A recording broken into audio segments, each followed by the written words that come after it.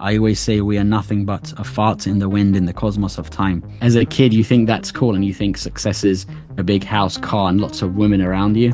And then you get older and you're like, no, that's not. So that's actually like, I think death would be better than a life lived like that. Naval Ravikant has a saying, which is, do what feels like play to you, but looks like work to others. We knew this was going to happen, but even I was surprised when I saw some of the very impressive names who have kind of closed down their funds and gone. Interest rates rise, they crumbled. The market changed, they crumbled.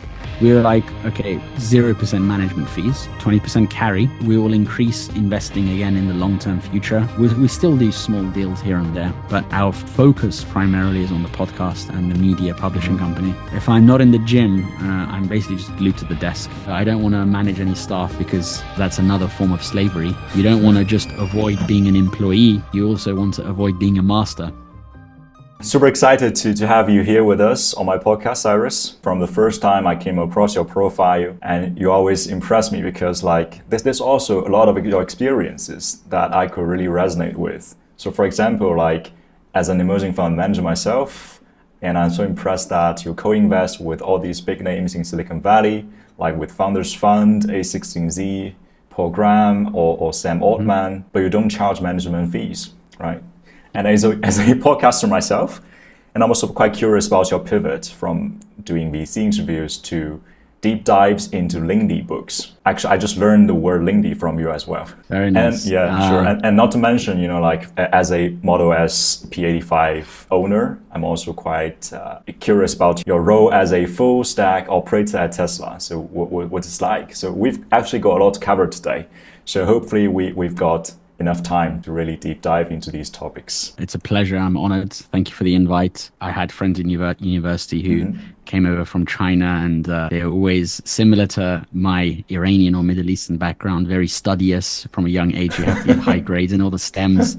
I have some awesome friends from China, and it's a place I'd always really like to visit and also grow the rational VC presence there. Sure. But exactly as you said, we started the podcast around 2020. I launched this with my co-founder and close friend Iman. Your friend from childhood. Exactly, yes. The brand started over 4 years ago, and it was selfishly. We want to speak with very high caliber people in venture capital and startups, but human beings love to talk about themselves. So if you say, I have a podcast, and obviously with the correct outreach, you reach out, most people love to talk about themselves. So my story, very quickly, people can read on rationalvc.com, shameless plug. Basically what our podcast does is every episode we explore a timeless book or a Lindy book, and we find ideas that one can apply to business or life. And after the episode, we basically publish an essay tying a story to the book and the learnings from the book. We've started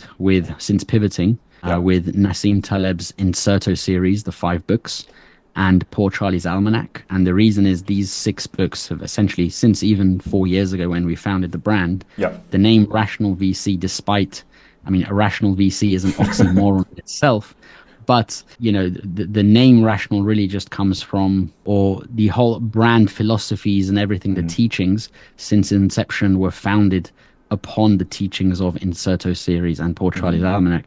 So even when we had guests, we were still interviewing authors or discussing books a lot. And then I just said to, me and Iman were discussing last year or over a year ago now, we said, what's the point of, these interviews? And not to say that interviews are bad, but because there's, you have the likes of Joe Rogan, and I've listened to some of the interviews that you guys have done, which is phenomenal work. You had like Guy Kawasaki and others on your show. Me personally, we kept drifting towards books. Naval Ravikant has a saying, which is, do what feels like play to you, but looks like work to others. Exactly. And to me, interviewing to Iman and I, it started to feel like a job, like a slog. You guys are phenomenal at it, and I take my hat off, and I would rather leave those people to do the interviewing. But we kept even the interview. We started doing a lot of episodes, which was just Iman and I discussing a lot of Lindy or timeless ideas, and feedback was great. They were like, do more of those. And we were like, we actually enjoy these even more than interviews. So we pivoted. Episode number 50 is the new format. And the 6 episodes from episode 50 are the Inserto series and Poor Charlie's Almanac, taking us up to episode 55, I believe. And then after that, we're essentially hopefully until the day we're breathing, exploring many other timeless books from the greatest minds of history and finding ideas we can apply to business and life. And so after every episode, as I said, we publish an essay about that book and tying it to a personal story. So if people want to know about my childhood or upbringing, the book The Black Swan by Nassim Taleb, part of the Insoto series, I actually explained in The Black Swan my personal story from childhood, which people can go and read if they want the very detailed version. But the summary is I was born in post-revolution in Iran under unfavorable circumstances. Through many positive Black Swan events, I essentially came to the UK at the age of 5 to London, raised British Iranian essentially the rest of my life. And I met Iman when I was 6 years old in the Persian school playground because I was sent to Persian Saturday school to learn obviously the mother tongue in great detail. How was that? That's where it was wonderful. The first few years I hated it as a kid because you're like, you got this long commute and you've been to English school 5 days a week, Monday to Friday. Now I got another day of school. So the first few years I kind of wasn't a huge fan like most other kids.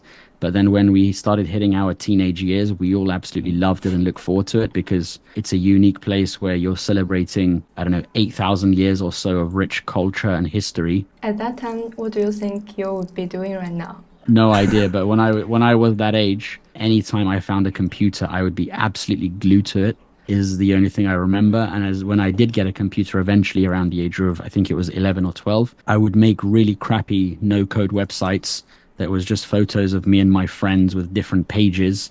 And I would print out on an A4 sheet, I would print out the domain like 30 times and cut out the domains, which is like a tiny leaflet. And I would just hand them out in the school playground. And people would be like, what's this? They're like, what for? And it's just like photos of me and my friends and it's talking about us. So I don't know, maybe since it's not interesting when you kind of, in hindsight anyway, but when you look back on interests as a child, it usually shapes your future. Yeah. I was always interested in computers, on attention economy, making websites and trying to drive people to the websites. And I was involved in various other things, had lots of like little online eBay businesses and stuff and events management businesses as a teenager. So I was always mingling in these things. But when I was a kid, I don't know, I saw like rap music videos and I thought like, as a kid, you think that's cool and you think success is a big house, car, and lots of women around you. And then you get older and you're like, no, that's not. So that's actually like, I think death would be better than a life lived like that. So I got exposed to a lot of books, interesting people, interesting life, you mature. But it's like a kind of long-term mean reversion as the Monte Carlo model says, right? Yes. So you said you went to like the worst high school in London and you describe it as quite rough and violent. Yes. So I kind of sense that, like, because in your podcast, you seem, a bit like you always use the slangs or whatever. And today you seem quite polite and quiet to me, actually. Yes. Really? I should say that I'm a little bit nervous and full of sweat. Yeah, this is actually our dog. Yeah. And he's always annoying us, so I might not seem a bit natural. Straight. Maybe because your experience is so interesting and I think you are so insightful. Not at all. Okay, just stay here. I mean, I'm humbled. I'm the one who's actually should be having the nerves here because of, you guys with your great interviewing skills and show. But in that essay I wrote on our website, the Black Swan essay, I actually explained why I do not put, I don't know, you want to call it quote unquote, successful or impressive people on a pedestal. When I was a kid, I did, but the older I got and the more I got into these rooms and the more you're exposed to things like, I don't know, the idea of fooled by randomness by Taleb, which is in each person's life, there have been so many black swan events and the successful people, a lot of positive black swan events where there's no need to put them on feel nerves around. So when I was a kid, I felt nerves around people. But nowadays, you literally put me in any room and people are usually surprised. They're like, how are you not nervous around that person? And I'm just like, why? Why would I be? Because... Actually, Cyrus, have you met Nassim Taleb? I haven't. So he's actually invited... He said when he's in London, he's inviting us to Lebanese dinner. Iman said Persian, but Taleb said Lebanese. So we were like, fine. But there's a good saying of, never meet your heroes. So, I mean, Charlie Munger, I never got to meet. Rest in peace. But I kind of take solace in just, I mean, it would be awesome to meet Taleb. Not yet, but let's see, maybe someday. I guess you've also had this kind of feeling. You research so deep into someone through his books, through his thoughts, and suddenly you met him in person. It's like you're out of your words. Yes, exactly. We pretty much know everyone in his circle. We're mutual friends with, so like all of his friends then became our friends because they love our podcast and brand so much. So people who are working with him, teaching with him, or even eating dinner with him as friends, they all follow us. They all retweet our podcast. They love our stuff. They're always messaging us. That's also, as I said, a beauty of the internet is what are the odds that we are born in a day and age where the internet itself is a positive black swan because it's come about of endless tinkering. I think death for me would be better than having been stuck in post-revolution Iran. But then imagine post-revolution Iran without the creation of the internet, that would be even worse. So yeah, that's pretty much how Rational started. So tying it all back to your first question. Sorry, I digress a lot, but tying it back to the first question. Like this kind of style. Yeah, just keep talking and we just keep our mouths shut. Be host yourself. I mean, my co-founder and co-host Iman, he actually trolls me a lot and our circle of friends because they say, God, this guy never shuts up. He just can talk all day. So whenever I go on these shows, they don't even listen to it. They're like, we've had enough of listening to you for 25 plus years. Just trying to interrupt you. So Please, with any like pivotal moments, with any pivotal moments in your career that has changed your career at some points, or like what kind of things or moments shaped what you are? I mean, there's a good quote by Margaret Thatcher, which is best type of upbringing to have is great parenting and no money. I don't know, that's probably one thing. Going through hardships teaches you a lot of lessons. You want to call it maybe anti-fragility or whatever. The concept of anti-fragility is you gain from disorder. So I guess when you're going through all this disorder in life as a kid, you are gaining from it in the sense of in the future you're developing judgment, heuristics, abilities, etc. But even with all of that said, I would say most of my life without knowing, but even now, so trying to be more conscious about it, I've tried to expose myself to positive black swans and asymmetrical outcomes now recently, like more and more optionality. But again, all of this is, a lot of it has been down to luck. Best that we can do is, in my view, I sound like a broken record, but it is to position ourselves to be exposed to positive black swans. For example, you having this podcast, for example, that'll bring in unique or weird or random opportunities. If you keep going with consistency, eventually you get very random or unique messages. You will eventually, maybe 10 years from now, you guys could have a fund if you want, because you're building social proof. If you're interviewing lots of different people, I mean, that's how we started investing for Rational VC. It wasn't really the intention. We just wanted to meet cool and interesting people to interview them. And then we started getting access to lots of cool deals and startups. One of my favorite books is Influence by Robert Cialdini. It's actually the book most gifted by Charlie Munger when he was alive. Part of that book, he talks about the importance of social proof regarding like human brain, human psychology, and how we are really also fickle. We can easily be tricked. That social proof allows you to invest in startups which you otherwise wouldn't have without the podcast. So that's a positive black swan. And just generally the idea of optionality or asymmetric bets. An asymmetric bet is something with a low downside, but potentially high upside. You sending an email to Guy Kawasaki, for example, that probably took you a few minutes at most. Okay, if he says no or he ignores you, you've just lost a few seconds or a few minutes.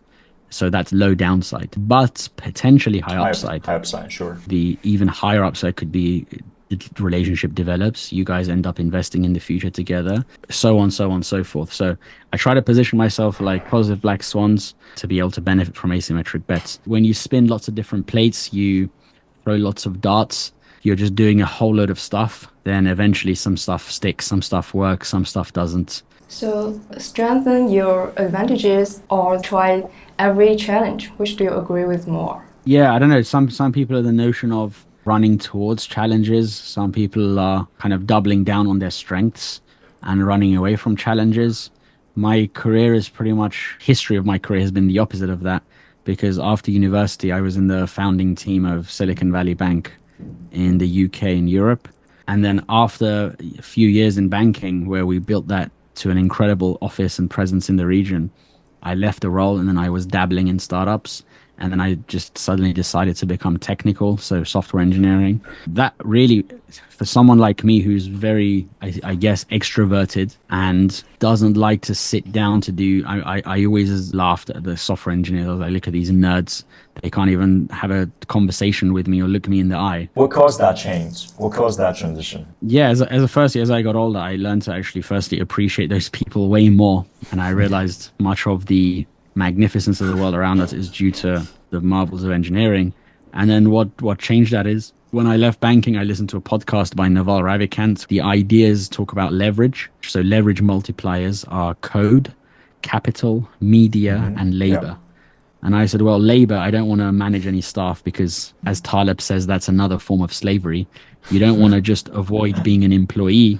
You also want to avoid being a master. You want freedom. You want to do whatever you want, whenever you want, without all the headaches of person needs to be fired or person comes to you with problems. Like, I already have enough of that stuff. So you I chose was like, the former to code and media. Yeah, it comes down to code, capital, and media. And I said, okay, media is the podcast. Off the back of the podcast, we got social proof and we started investing in VC deals. That's capital. And then that leaves code. And I was like, if before I get any older, I should learn to code, because it was already getting to a stage of you're getting a bit impatient. You don't have the patience to sit down and study deep technical stuff. But I forced myself. So I guess if you're talking about running towards challenges or things like that, it was pretty unorthodox move given my strengths. And what people always told me is double down on your strengths. But I just thought, one, I want to have ability. At the time, I had this idea of maybe I'll become a VC-backed founder. But as the years went on, I realized that that's idea of hell for me. But I thought it would be cool just to indie hack projects. You know, if I want to code up software, asymmetric bet, spend 2 days coding something. If it fails, it fails. If it works, it works. So it's a tool that I think one needs to have in their arsenal. Again, it's optimizing for exposure to positive black swans. So actually, what kind of exciting like indie hack projects have you been worked? Small one, but it's kind of impactful. Yeah. So none that have actually been profitable. I have done some open source stuff which are completely free, and that was more so after I started learning software engineering. It was to improve or to have social proof of, look, that's actually part of the reason I got hired at Tesla. They saw these open source contributions that I had done and building these developer tools, and they were very impressed. So in the early days, I was doing more of that stuff. And then I got the job at Tesla, being a senior software engineer, which was a complete pivot of it. Again, everyone was quite surprised around me, like, what the hell, you're just changing things all the time. But since I've been at Tesla, I guess my technical time was taken up by Tesla. And my time outside of work, I purposefully didn't want it to be code. My baby is really rational VC. So because you've already like finished your complete pivot, so I guess that there's no one that you have ever regretted not having the chance to invite on your podcast. Absolutely zero. I mean, all the people we wanted to have, we brought on. We had like maybe 3 or 4 more in the pipeline where we said, now we have enough social and we could get them on. I'll give you some names. Jason Calacanis from the All In podcast, Sahil Lavingia from Gumroad, Shervin Pishevar, who is an Iranian OG in Silicon Valley. He's invested in every company you've heard of, from Uber to SpaceX. He was like Barack Obama's ambassador, and a few other names. So we had like some very solid names secured. And then me and Iman, part of the discussion was, when you get to bigger and bigger guests, it becomes such a chore to deal with them. Some of them was like, I don't know, they're in government bodies and they have like private jets. They have no time for it. Like, they literally have 2-3 assistants dealing with everything for them. And by the way, that's each to their own, but that's my idea of a hell of a lifetime. Should I cut this piece away? No, please leave it in. Skin in the game. Again, there's another passage from Skin in the Game which talks about not having an assistant. The only people who should be raising venture capital financing and having teams and under lots of stress should be founders who are driving real change in the world. And that means deep tech, life sciences, defense technology. We're talking real technology. Like there's memes of what VCs used to invest in 20, 30 years ago compared to what they do now. So I don't know, having some successful VC who's invested in 50 SaaS apps, like I don't really care about that. There's endless. I don't know what you think, but my personal view is most of venture capital in the last decade or so has pretty much been a Ponzi scheme. You've got VCs who are raising heaps of LP funding, None of it is theirs. So the LPs themselves, let's say a pension fund, a very large pension fund, Yeah. about 90% of their funds will go into very stable, secure investments. But then the other 10%, they say we're allocating this to venture capital. We know we may lose it. It's going to be risky, but that's pretty much what all these large pension funds and LPs do is Nassim Taleb's barbell strategy, which is 90% or so very safe. The other 10% extremely aggressive, which is, again, asymmetric bet, right? They're already allocating this to potentially just flush it down the toilet. Like if it doesn't return, they'll be annoyed, but they'll be like, okay, we expected this. We went in prepared. And then the VCs, they have I guess, a chip on their shoulder with a lot of virtue signaling of, oh, look at us with all these funding announcements all the time, which are to me nonsense, because you're raising money that someone else is. And then if you actually look at the statistics of the returns across a venture, you realize that it's very, very difficult to get a 2x return on a fund, let alone a 3x. So most VCs actually suck. And considering loads of these stats have been the last 10, 15 years, which is probably the greatest bull run in history since venture's been around, it's not that difficult. And even then, a lot of them still struggled. So they're essentially, heaps of LP funding. It's charlatanism in my views. There's no skin in the game. They barely return the fund. A lot of them shut down and they just live off management fees the whole time. So that's why, interesting, you mentioned at the start of the pod something around how we do investing.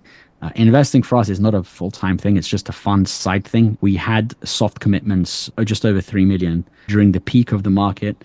And Iman and I discussed this for a few weeks. We looked at each other. And in the end, we said, no, we're not going to raise this fund, because we said what's eventually going to happen is this period is going to die down.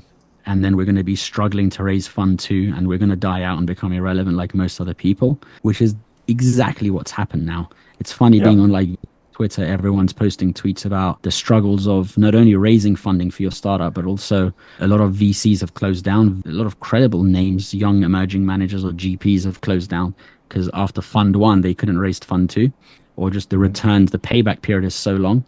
And so we decided against it. And so what we decided to continue doing was just SPVs or syndicates. So SPV being special purpose vehicle, which is a one-time raise for each deal. This aligns with our philosophies of complete autonomy and freedom. If we want to do 1 deal a year, we'll do 1. If we want to do 10 deals a year, we'll do 10. We don't have LPs or other people breathing down our necks saying, you must raise the next round, or you must participate in this deal, or we just do whatever we want. Do you mean like you charge 0 management fees, but you expect like higher, like kind of carry? Not at all. So a lot of the standard VC model is 2 and 20, right? We're like, okay, 0% management fees and 20% carry. And we will invest a small micro angel ticket, which for us is a lot of money personally, into each deal. So there's skin in the game. We're not living off management fees. We're not being rent seekers or charlatans like most VCs. And it's a company that we would work at ourselves. And we also only raise funding from LPs who align with our values. And our value since day one has basically just been authenticity, truth seeking, and long-termism. And the authentic thing, what I mean by that is a lot of VCs just do all this virtue signaling nonsense. They don't act like who they are. And this is the same when I was in investment banking.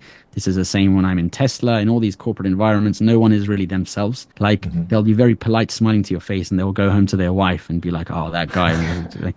It's like, just have backbone, tell me to my face. Just, I wish that in that regard, people were more authentic in the work context. Does it mean like you only invest in people or founders that you like? Pretty much, yeah. That's obviously a very key part, because you're getting into a long-term kind of relationship with these people. In the early days, we did invest in a few things that we now probably wouldn't. And it's not to say we don't like the founders, we do. It's just that the more and more we matured and grew, and again, the more and more we kept reading the Inserto series, part of Skin in the Game talks about rationality. So the name of the brand is Rational VC, survival, or rationality is avoidance of ruin, or especially avoidance of systemic ruin. So what does that mean? It means being selfless. So again, VCs are not really selfless. It's the first world problems. You're sitting in a Patagonia vest hitting emails. But if we want to talk about working for the collective good to reduce the risk of systemic ruin, what are we talking about? We're talking about investing in deep technology, life sciences, defense technology. And as I said, these kind of things which really move the needle, which was what venture capital is really created for. I noticed that you co-invested with many big-name VCs. Is this a kind of strategic or a kind of coincidence? Kind of outcome. I guess. Yeah, you mean like, I don't know, a lot of the people we've co-invested with, like very impressive names, we only co-invest with tier one VCs, and that's the deal we'll take to our LPs. Because our LPs are pretty much like British family offices and British high net worth investors or exited founders. And a lot of them may not have the access to deals that we do, but then they have the capital. So we're like the intermediary.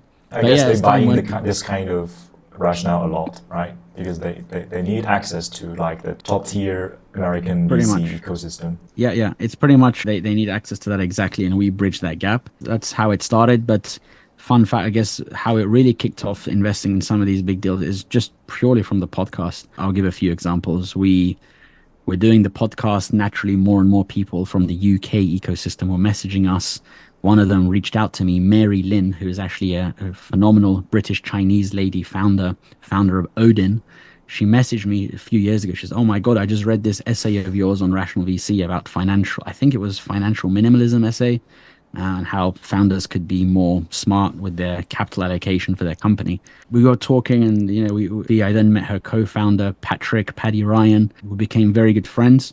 And the time goes on. Eventually, I was like, "You guys come on the show." We interviewed them. I watched that episode of yours. Quite amazing. Thank you. Yeah, I really enjoyed interviewing with them. But essentially, over the years, they've become very close friends. So when they were fundraising for their last round, we introed a number of investors, one of them being the Titan Jim O'Shaughnessy, who we've had on our podcast, of OSV.LLC, so O'Shaughnessy Ventures. And Jim is like a Wall Street OG from the 90s. And he ended up becoming a large investor in Odin. It's pretty much things like that. And then how did we invest in a company with Founders Fund? Well, he was an Iranian founder in California. We messaged him. We had a lot in common. We interviewed him on the show.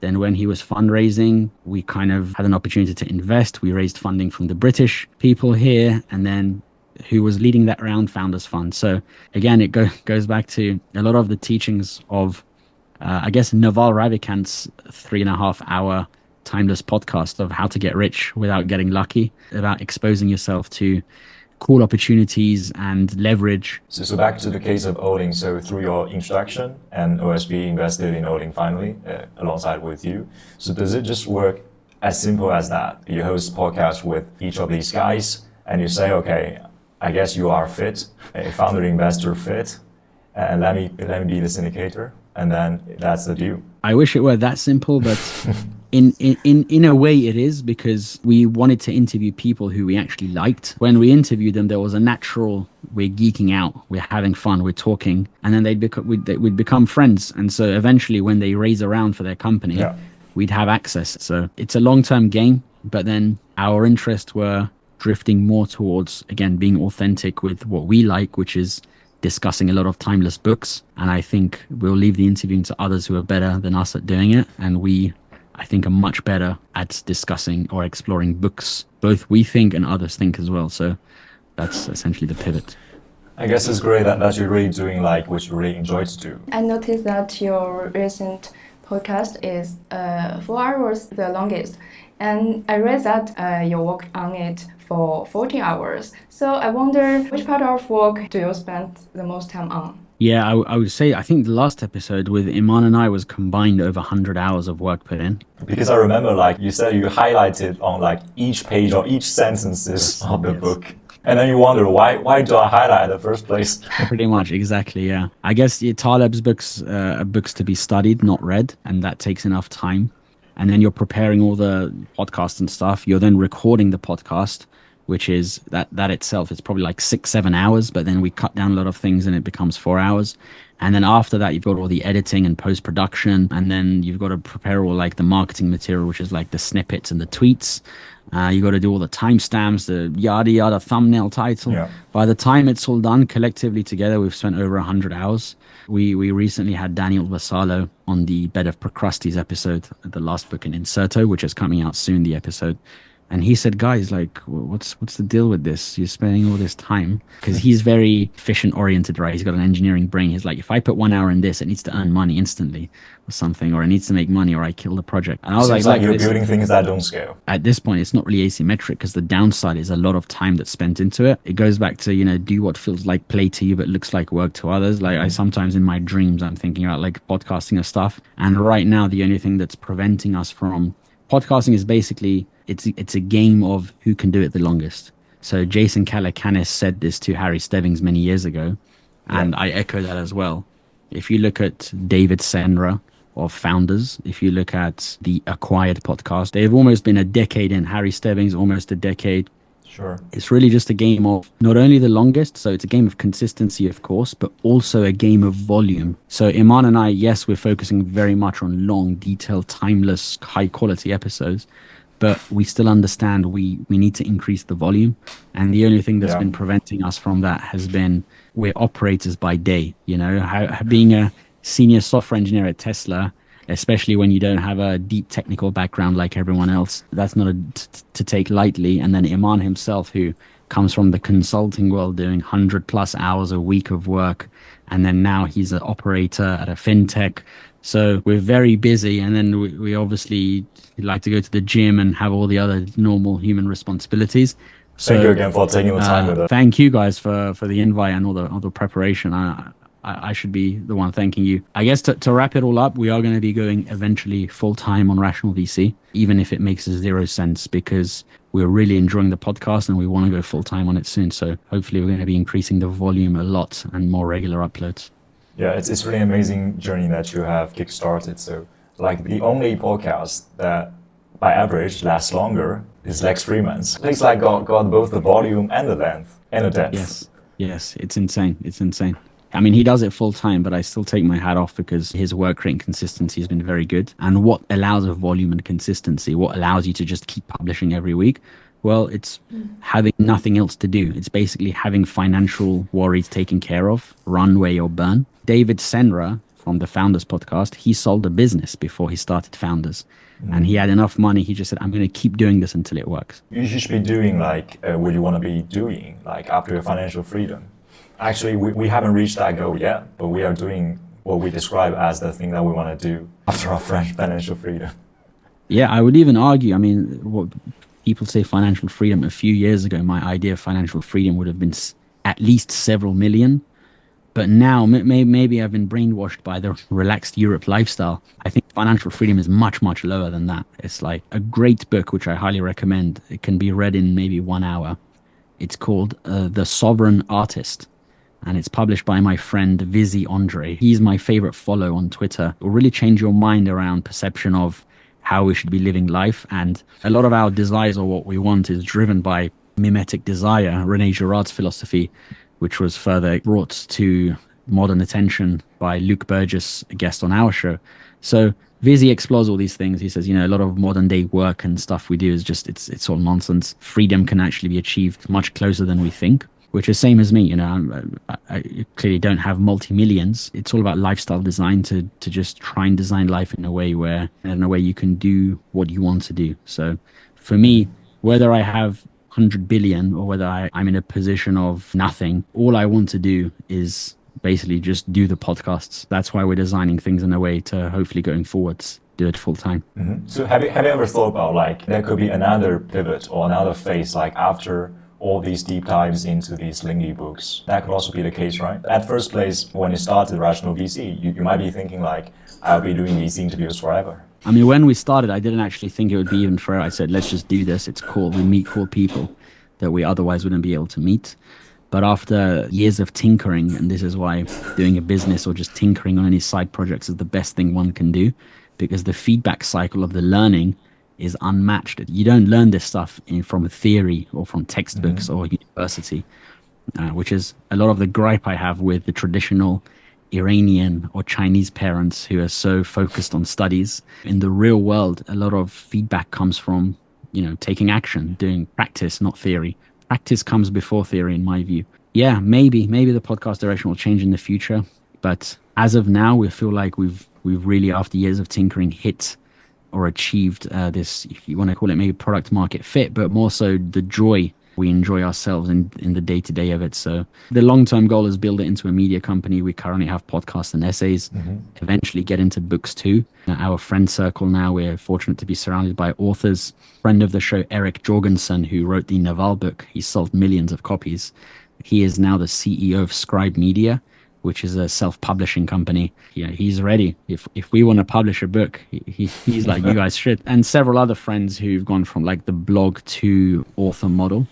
YUVC being one of them, which I just mentioned. So we will eventually get into books too, but I feel like at this stage, we're still in the mind frame of exploring lots of timeless books. And I don't think we'd ever run out of books to explore. So kind of, trying for the curious mind who's trying to attain worldly wisdom, trying to grab all the big ideas from the big disciplines, as Munger used to say. That's the aim, so let's see how it goes. Okay, so with your pivot, I guess like the audiences of these podcasts before and after the pivot also varies a bit, right? Because like previously, like the audiences might be founders, VPs, like senior LPs even, and then like there might be more general audiences, or like the people who previously followed you might not be that interested in these thingy books as you do. Yes. And how it's do a you very do that? good point. Yeah, I mean, it's something we were willing to do. So we noticed actually a lot of the old listeners are no longer around because they would always message us around after an episode or something. But we're now 3 episodes since the pivot. We've had more messages, listens, downloads, love, everything in the last 3 episodes than the prior 50 episodes combined. And it could be temporary, who knows? But so far, it seems to be that point doesn't matter much. And I mean, another example, going back to David Senra with the Founders Podcast, he gets offers almost every week to start a fund. And why? Because it's very deep. You develop a proper relationship. You're basically in someone's ear as a podcaster, talking to them for at least an hour a week. You're developing trust in that relationship. And he's discussing biographies from founders, for example, which he's the best at doing. And he's passionate about it. And people are like throwing money at him. They're like, start a fund, we will back you. And he's like, no, that's exactly the thing, which is actually the points Peter Thiel makes from Founders Fund, ex-PayPal. He talks about the importance of focusing on one thing and kind of not spreading yourself too thin. So Senra was like, no, I don't want to start a fund. I don't want to write a book. I don't want to do that. All I want to do is read 1 book per week and publish 1 podcast per week about that book. And I do that day and night. And he's the best at it. It's phenomenal. Yeah. If you can be the best at something, then you can just be owning something. And then there might be like pretty much 1,000 true fans or even more. Exactly. Yeah, that's one of my favorite blog posts from online generally is Kevin Kelly's 1,000 true fans. And so I think we will increase investing again in the long-term future. But for now, for the next few years at least, we still do small deals here and there. But our focus primarily is on the podcast and the media publishing company. If I'm not in the gym, I'm basically just glued to the desk. So let's go a bit back to the investing part. So Please, as you mentioned before, and now you're like switch a bit back to the real tech or like deep tech or defense tech. As an investor yourself, like, are you experience-wise prepared for that transition? Or like also there's a trend these days, so especially in terms of defense tech. Like each continent or each superpowers have to build their sovereign, like defense tech or defense stack. And once like you're based in Europe or the UK and you invest in a defense tech in the UK, they might just maximum develop into the continent of Europe. They might never go to the US, let alone China, right? That might constrain the TAM of that. And how would you like face these kind of new challenges when investing into these kind of technologies? Yeah, I think it's a case by case. We've never actually looked at any defense tech deals, but I think it's one of the important areas. But talking more generally about deep tech or life sciences. So deep technology, one example is Avada Space, who we interviewed the founder, which is a Silicon Valley darling child of the next big space tech startup, basically. And what they do is manufacturing in space. They send stuff to space. Due to the physics of space, you're able to, manufacture, let's say, pharmaceuticals much cheaper in a much better or faster or more efficient way. And then they bring it back down to Earth. And you can develop many things in space. So that's a very, very cool idea.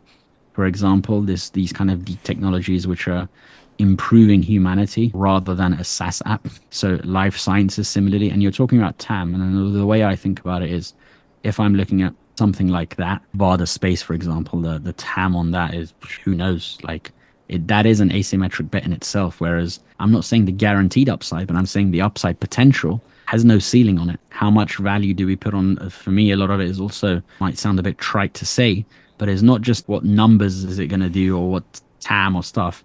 It's about, okay, this life sciences thing is going to save maybe 50,000 lives over the next few years. That's a lot more.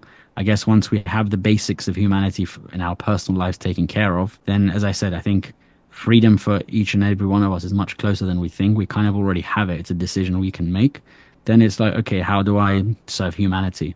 Which to me really is, I've had this kind of longish essay tweet on my view on what is the meaning of life. Part of it is helping others and serving humanity. So TAM doesn't even cross my mind, or region or geography or whatever. It's what is the upside, and especially the outcome for humans. Obviously, it needs to return financially, because investors are not charities and you need to return funds to LPs. But it's gelling the two of things that are impactful to society, serving humanity, and then also potentially returning funds as well.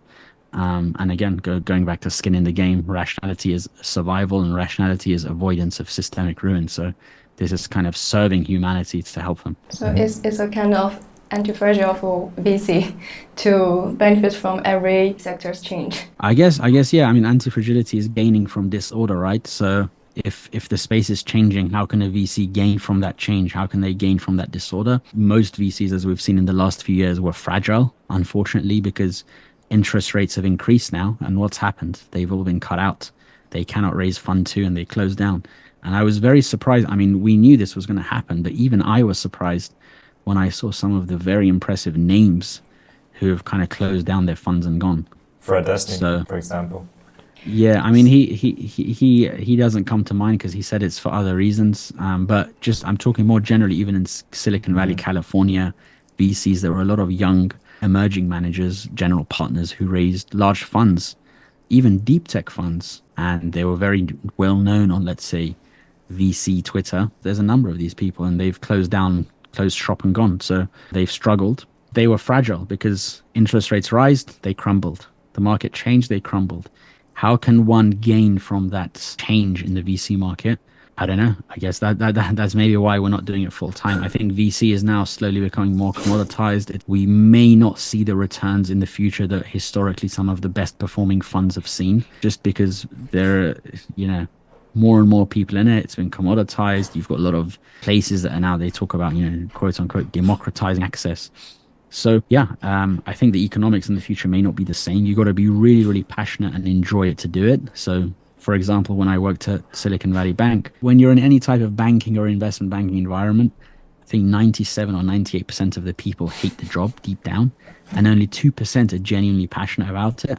And I'd say it's probably the same with VC. Why do people go into VC these days? Now, compared to 10 years ago, now every kid messages Iman and I've done this MBA from London Business School and this other degree from Stanford. And like every life decision they make is to get into venture capital. And I just reply one word with a question mark. Why? And then it's really come down to René Girard, a professor from Stanford, who sadly passed away a few years ago at the age of 95. But he popularized the idea of mimetic theory. Humans don't actually know what they want. A lot of what we do is because it's through imitation. It's the nature of human beings, right? Mm-hmm. And so a beautiful book on this topic, which I advise everyone read, is called Wanting by Luke Burgess. We've actually interviewed Luke on the show, and we're going to do an episode on wanting in the future. But I think these are profound ideas. And people throw around the term mimesis a lot these days, but to actually truly think about it, a lot of what we want is not our own innate desires. And I think that's what we're seeing in venture capital. It used to be kids wanted to go in investment banking and consulting because others said it's the cool high status thing. And now it's become venture capital. So even pre-seed, there's way too many investors now. Everyone and their auntie has become a pre-seed investor. So one has got to be really, really good at that. To some degree, yes, you develop judgment, human behavior, assessment, etc. But really, it's a game of, it's the power law. It's asymmetric bets. The person who can throw 100 darts at pre-seed and has access to good deals. A few of them will become unicorns, they'll return some money, they'll get IPO'd or exited or whatever. But how does one get access to all those deals, and how can one throw 100 darts? I think it comes like Harry Stebbings is a great example. It's a game of social proof. And one of the two last things I'll say on this topic is one of the first pieces of content that really put rational VC on the map that went viral a few years ago was my micro angel investing essay, where it was called how to invest 1K in startups or something, because back then a lot of people wanted to invest tiny checks. They didn't know how to. And I explain how you can start small and then grow big. And it's a playbook. Huge exited founders and VCs started sharing it everywhere. It blew up. And I kind of shared my playbook. Part of that essay, I referenced a website called breakinto.vc. And it was built by Pietro Invenizi, who was working actually previously with Fred Destin at Stride VC. And what Pietro did, Pietro's a young VC at the time, he put this brilliant website together that shares how one can break into venture capital. And I had to look at this one day when I came across it. And I realized wow, like Iman and I have actually done most of this stuff without having read it before. It was probably the only thing I was good at. Inquisitiveness regarding just online attention economy stuff, making noise, social proof, making little websites. And that's all I was good at. And that's what we did. Someone like Harry Stebbings has pretty much done everything that's mentioned in that thing. It's amazing, like the more popular you are, like the more convincing you are. It's also kind of that herd mentality of the former VCs and also like VC wannabes. It reminds me of like a debate or topic I had recently with a Chinese VC who's also kind of prominent, so to say, back by Sequoia China. So like he asked me like, why is venture capital podcast so popular outside China?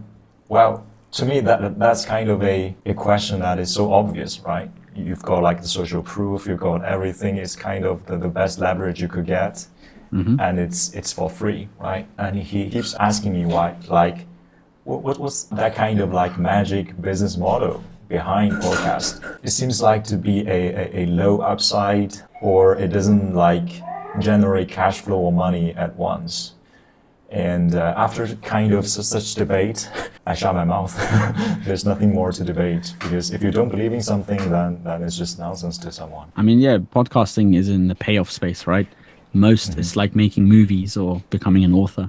Most people die in the graveyard. 99% of them, you never hear about them.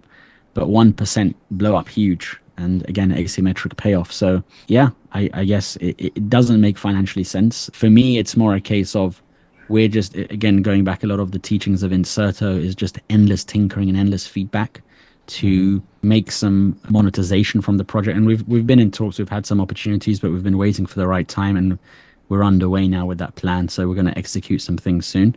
But for us, it's just, as long as the project will bring in enough money, we can just keep doing this. That's all that matters. Because I think once a person is in that position, or they have the runway and the burn covered, then you're just in a position like Chris Williamson, like Stebbings, like David Sendra, like all these guys. They basically had no jobs. They just had no finances to worry about. Just tinker. Publish weekly, high volume. Yeah. What do I change this week? What do I change that week? Eventually, I'm not going to say you're guaranteed, but if you see the numbers are slowly going up, like it's not going down, it's not flat after 5 years, but it's slowly going up, and then you're taking on the feedback, you're tinkering, then you will be on your way to make the project at least earn enough money to cover your basics if you're really passionate enough to do it day and night, which for me, it's all I want to do. So yeah. Yeah, I could resonate that very well, because like most of the people, a lot of people, like out of 8 billion people on this planet, they just work on task A, task B, task E, all different tasks over the lifespan.